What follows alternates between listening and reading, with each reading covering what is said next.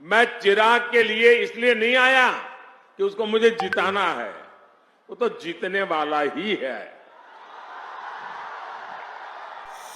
मैं यहां आया हूं रामविलास जी का कर्ज चुकाने के लिए।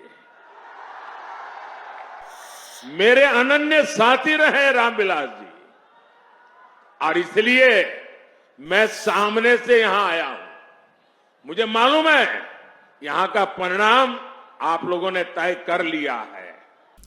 केला के लिए प्रसिद्ध बिहार के हाजीपुर संसदीय क्षेत्र दुनिया को लोकतंत्र का पाठ पढ़ाने वाला वैशाली जिले का ही हिस्सा है। गंगा और गंडक नदियों के संगम वाला यह क्षेत्र शुरू से ही समाजवादियों के प्रभाव वाला क्षेत्र माना गया है। इस कारण यहां का चुनाव कई मुद्दे पर लड़े जाते रहे हैं। इस चुनाव में न केवल इस संसदीय क्षेत्र पर पूरे देश की नजर है, बल्कि कहा जा रहा है कि हाजीपुर लोकसभा सीट का परिणाम स्वर्गीय रामविलास पासवान के कर्मस्थली और उनकी सियासी विरासत को भी तय करेगा। इस चुनाव में बीजेपी नीत एनडीए ने यहां से लोक जनशक्ति पार्टी रामविलास के अध्यक्ष चिराग पासवान को चुनावी मैदान में उतारा है। वहीं विपक्षी दल के महागठबंधन ने राष्ट्रीय जनता दल के नेता शिवचंद्र राम को प्रत्याशी बनाया है। बड़ी बात यह है कि चिराग की फाइट एस यानी शिवचंद्र राम से है और उन्हें सहारा भी एस का ही है। क्या है वो एस, आइए जानते हैं। दर्श न्यूज देखना शुरू कर चुके हैं आप, मैं हूं दिव्यांशु। इस क्षेत्र में मुख्य मुकाबला दोनों गठबंधन के बीच ही माना जा रहा है। 19.53 लाख से ज्यादा मतदाताओं वाले हाजीपुर संसदीय क्षेत्र में हाजीपुर, लालगंज, महुआ, राजापाकर, राघोपुर तथा महनार विधानसभा क्षेत्र शामिल हैं। हाजीपुर संसदीय क्षेत्र 1952 में सारण सह चंपारण संसदीय क्षेत्र का हिस्सा था।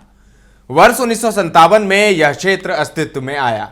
1957 से 1971 तक यह क्षेत्र केसरिया संसदीय क्षेत्र के नाम से जाना जाता था। पिछले चुनाव में यहां से रामविलास पासवान के भाई पशुपति कुमार पारस विजयी हुए थे। रामविलास ने यहां से रिकॉर्ड वोटों से जीतकर Guinness book of world record में अपना नाम दर्ज कराया था। यहां की सियासत 4 दशक तक रामविलास पासवान के इर्द गिर्द घूमती रही है। पिछले चुनाव से इस बार परिस्थितियां बदली नजर आ रही हैं।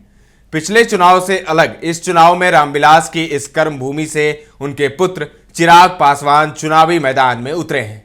इस चुनाव में जहां पासवान को जाति के आधार पर वोट, बीजेपी और जेडीयू के कैडर वोट और पीएम मोदी के नाम पर भरोसा है, वहीं आरजेडी के प्रत्याशी को अपने सामाजिक समीकरण से चुनावी वैतरणी पार करने का विश्वास है।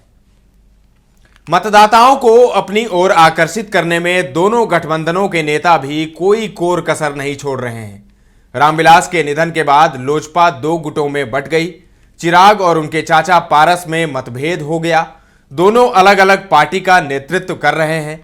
इस सीट पर दोनों ने दावेदारी की थी, लेकिन अंत में यह सीट चिराग के हाथ आ गई।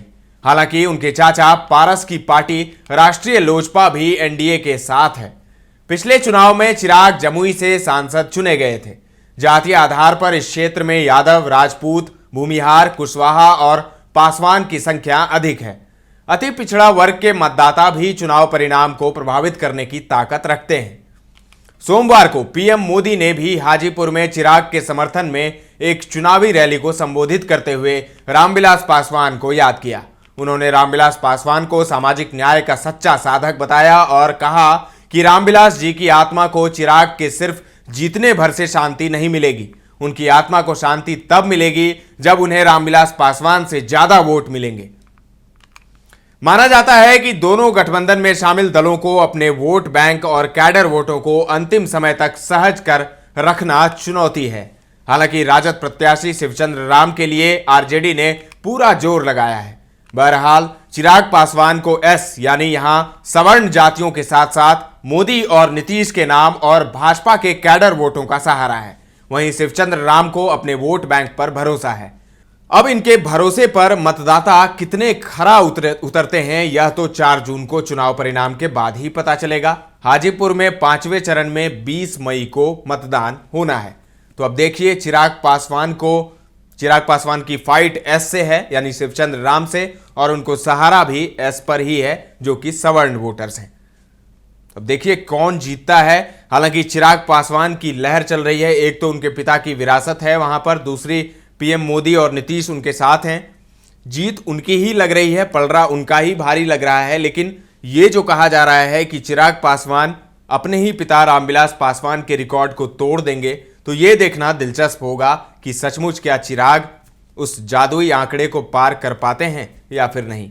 कमेंट करके हमें जरूर बताएं कि चिराग पासवान और शिवचंद्र राम में जीत किसकी हो सकती है। फिलहाल के लिए इतना ही।